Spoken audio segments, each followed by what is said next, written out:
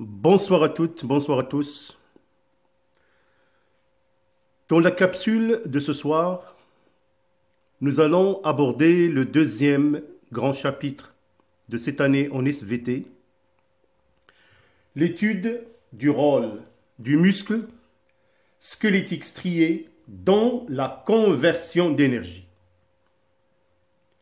Je tiens à vous dire que ce deuxième chapitre est considéré pratiquement comme une application du premier chapitre, à savoir la consommation de la matière organique et le flux d'énergie.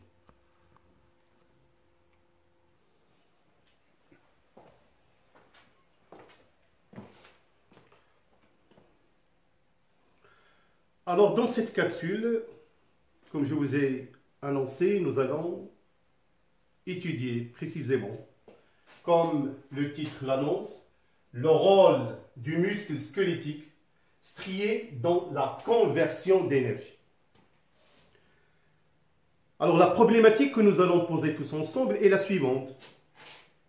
Les muscles squelettiques striés ont pour fonction d'assurer la posture et la motricité du corps grâce à leur contraction.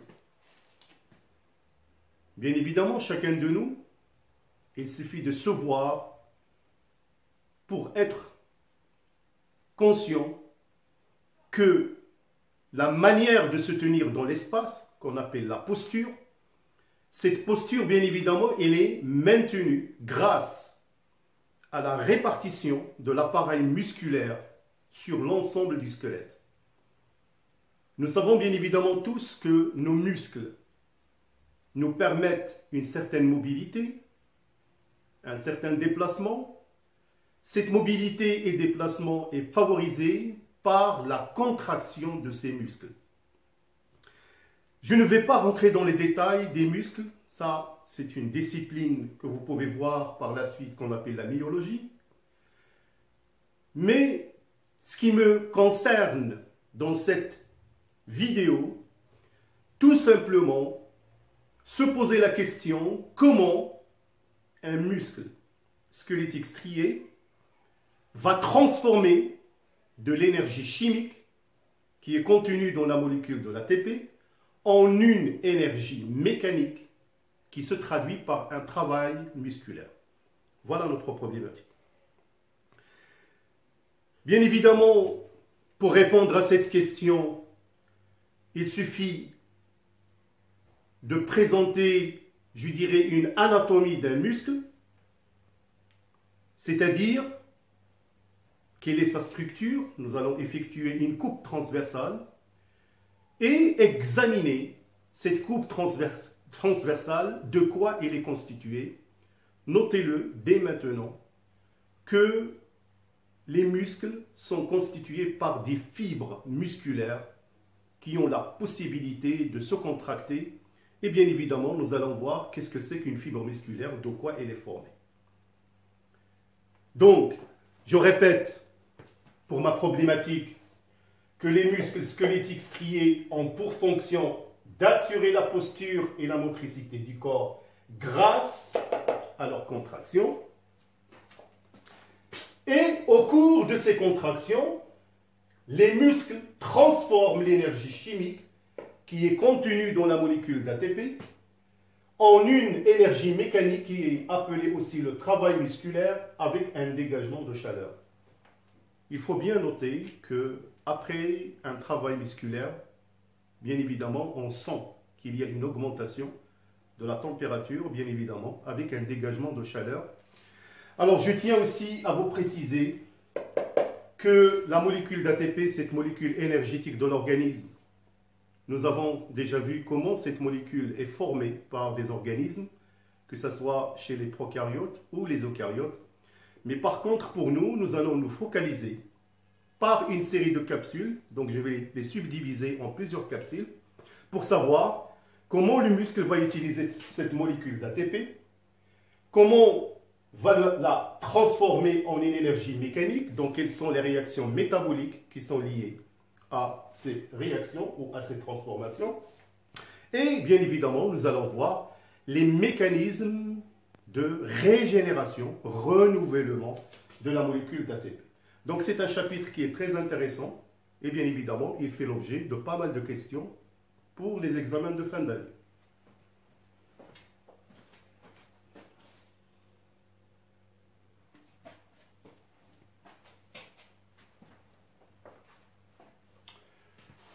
Alors nous allons voir quelques propriétés du muscle, à savoir que grâce à leur contraction, c'est-à-dire à la contraction des muscles, on peut noter que le muscle squelettique strié est caractérisé par les propriétés suivantes.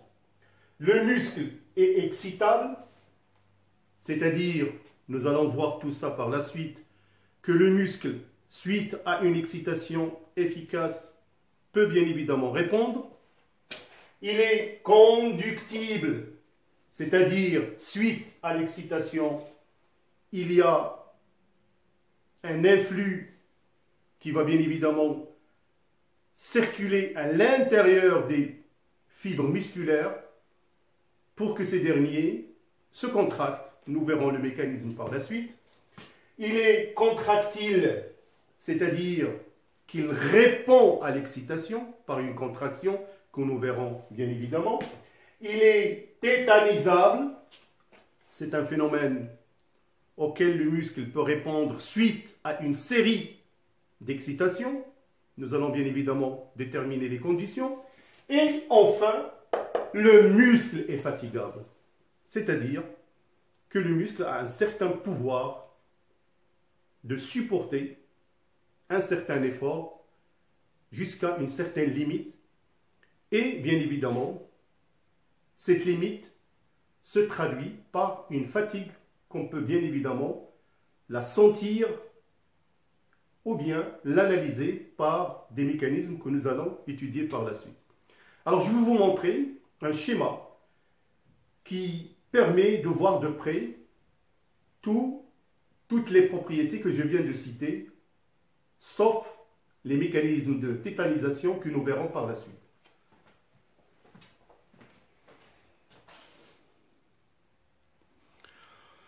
On peut voir sur cette photo, bien évidemment, un athlète musclé, ce qui montre bien évidemment une partie de la musculature du corps. Donc les muscles, il y en a plusieurs, chacun son nom. Je ne vais pas bien évidemment rentrer dans les détails. Je peux par exemple vous dire, juste par exemple, les muscles, les pectoraux, le biceps, le triceps, mais il y en a d'autres bien évidemment. Donc, encore une fois, ce schéma nous montre que l'ensemble de la musculature donne la posture, c'est-à-dire la manière de se tenir debout dans l'espace. Là, on peut voir un cycliste en train, bien évidemment, de faire du cyclisme, et on peut parfaitement voir les muscles du mollet qui sont bien contractés, bien évidemment, ce qui montre, encore une fois, que le muscle a une propriété qu'il est contractile. Alors, par contre, dans cette photo, on peut voir un athlète par terre, suite à un grand effort musculaire, ce qui montre encore une fois que le muscle, il est fatigable, donc il a une certaine limite qu'il peut supporter.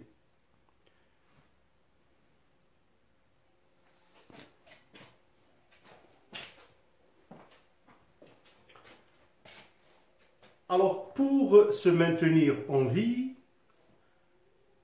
il est bien clair que les muscles en tant qu'organes vivants, ces muscles ont besoin de se nourrir. Alors bien évidemment, leur nourriture vont la prélever du sang. Alors pour cette raison, les muscles prélèvent dans le sang du dioxygène qui est dissous bien évidemment dans le sang, du glucose en tant que substrat organique pour faire et générer de l'énergie, bien évidemment, on remarque au niveau du muscle, c'est que plus du glucose qui est contenu dans le sang, bien évidemment, on trouve du glucose qu'on trouve sous forme de glycogène. C'est une grosse molécule ou une grande molécule, un polymère de glucose. Donc, ce glycogène, pour les muscles, constitue des réserves en glucose.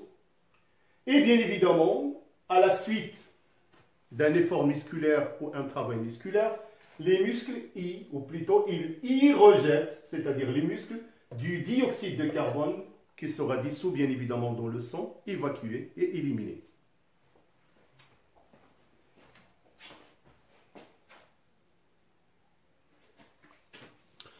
Alors, le schéma suivant nous montre bien évidemment un muscle par l'intermédiaire d'une vascularisation, un vaisseau sanguin, qui va l'approvisionner en nutriments, en particulier le glucose, en molécules et bien évidemment, et ce glucose va se transformer parfois en glycogène,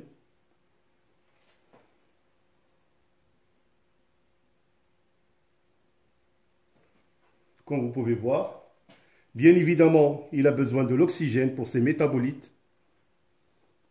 Et certainement, vous avez deviné qu'au niveau du muscle, les métabolismes que ce dernier va effectuer, la respiration cellulaire. Nous verrons par la suite, bien évidemment, il y a aussi le processus de la fermentation.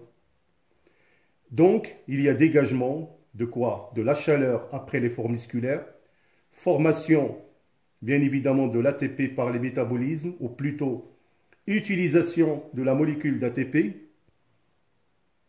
qui va transformer cette énergie chimique contenue dans l'ATP en une énergie mécanique qui va permettre la contraction du muscle.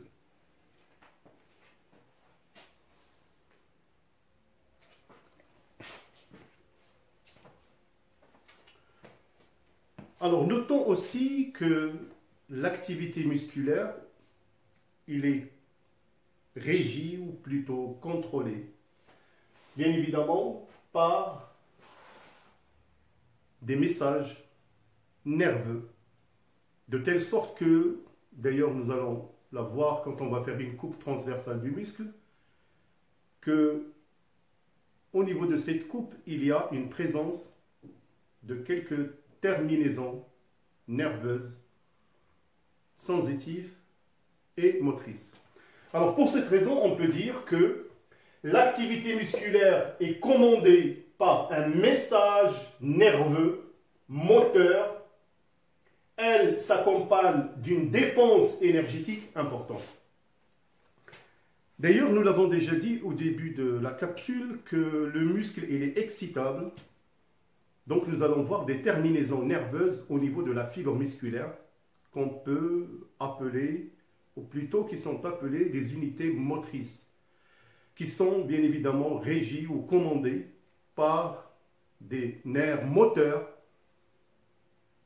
qui transmettent l'excitation ou l'influx au muscle, et ce dernier, bien évidemment, va transformer cette excitation en un travail musculaire que nous allons découvrir par la suite.